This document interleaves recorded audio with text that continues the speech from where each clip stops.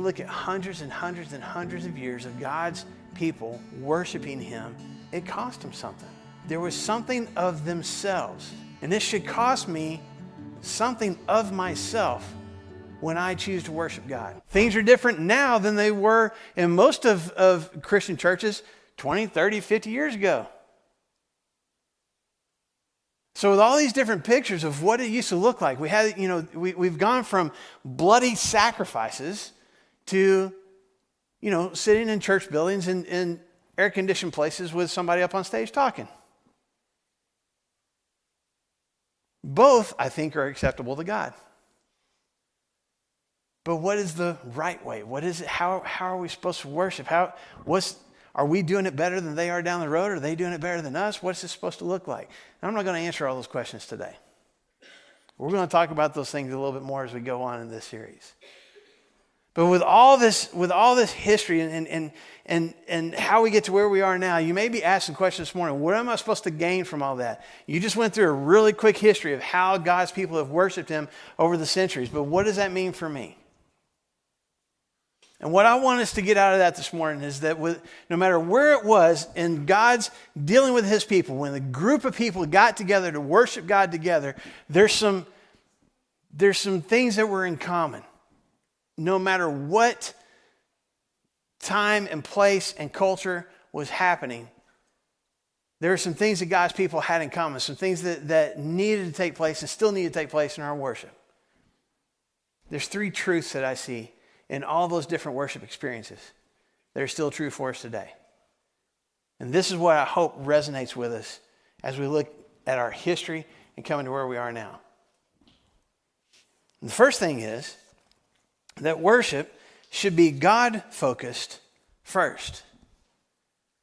That our worship together, our worship of God, should be focused on God. You might think to yourself, as I say that, you might be thinking, well, duh. We're worshiping God, of course we're going to focus on God. Of course that's going to be the priority. Of course that's going to be the thing that comes first. But if you think about it, many of us, myself included, often make worship all about me. Did I like the songs that we sang? Did I not like the songs that we sang? Was the room too hot, too cold? Lights too bright, too dim? Did I like the color of the carpet? Did I not? What were the worship leaders like? Did they have a praise team? Did they not? What was communion like? How did they serve it?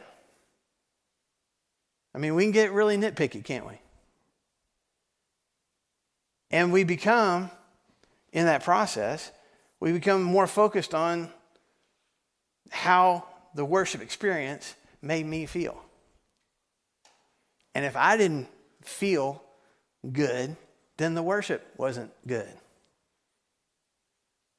And when I do that, and folks, trust me, I'm as much or more guilty of this than you are. But when I do that, what becomes the focus of my worship? Him?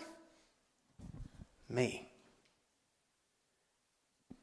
And I become less of a participant in worship and more of a consumer of worship. Did this fit my style?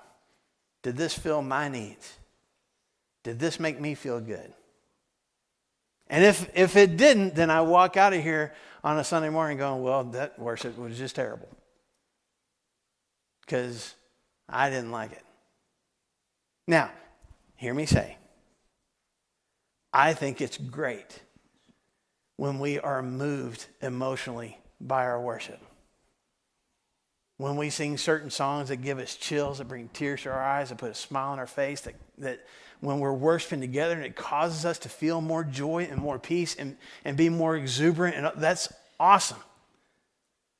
That's wonderful. And I hope that's the kind of experience that you have every time you're together with this church family when we worship together, that you feel like you've been in God's presence, that you feel like you've had a good experience in worshiping with others. I hope that happens every single time that we worship. But I hope that never becomes our first focus. Our first focus when we get together as a group to worship God is to worship God, to lift His name, to bring glory to him, not just make me feel good. It's not wrong in and of itself. But if my only goal in worshiping together with you is to be entertained or to feel good vibes, I've got a misplaced focus. David says it this way in Psalms 100, beginning in verse 2. He says, worship the Lord with gladness. Come before him with joyful songs. So be happy, be glad, be moved when you worship. But notice where he puts the focus here in verse 3. Know that the Lord is God, not me. It is he who made us. We are his. We are his people, the sheep of his pasture, which tells me what? Worship of him should be all about him. And when I feel joy, and when I feel peace, and when I feel godly sorrow sometimes, and when I feel encouragement because of what I have put into my worship of God, that's just an added blessing. But my worship should first and foremost be God-focused. Second thing is that my worship, our worship, should connect and strengthen us. It is all about God. We're worshiping him. We're focused on him. But that worship of him should connect us. Not just connect us to him, not just connect our hearts to him, not just to connect our spirit with his, as we talked about last week, but it should connect us with each other, and it should help us build each other up and encourage each other. When we worship together, our worship should be something that helps us to feel more loved and more seen and more encouraged and more cared about. Not just cared about by God, but cared about by the people who I am worshiping with. Paul gets on to the people in Corinth in 1 Corinthians chapter 14 because they're doing worshipful things. They're preaching and they're prophesying. They're speaking in tongues. They're singing songs. And he says, but you're doing all those things, first of all, for yourselves. Second of all, it's all chaotic. And when people leave, nobody leaves encouraged. Nobody leaves lifted up. People are jealous because they didn't get their turn.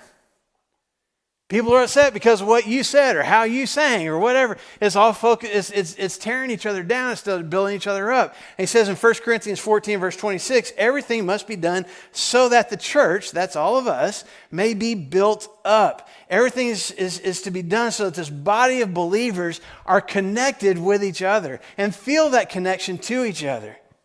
We recognize that we have all been saved by grace. We recognize that we all have faith in the same Father who loves every single one of us no matter what. And because we are worshiping him together, that unites us with each other. And we encourage each other. We challenge each other to go forward from this place after we've met together, to go be the people that God has called us to be, to go be the people that God has saved us to be, because we have worshiped him together. And I know that as I'm trying to do that during the week, I've connected with some other people who feel the same way and are doing the same thing. Does that make sense? I am focusing my worship on God, but it is building connections with each other. Worship should connect and strengthen us. And worship should also, this is the third truth, worship should cost me something. Now, I'm not saying that we should have a ticket booth at the door and charge admission to everybody that comes in here.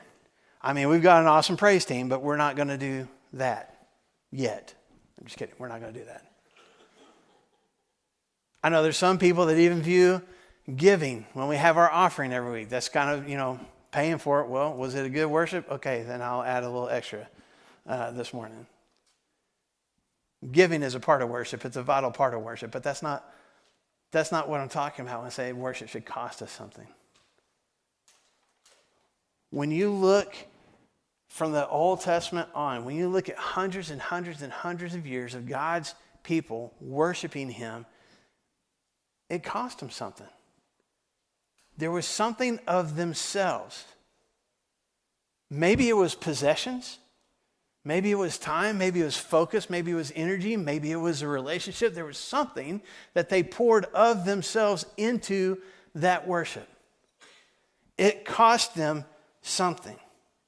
And this should cost me something of myself when I choose to worship God.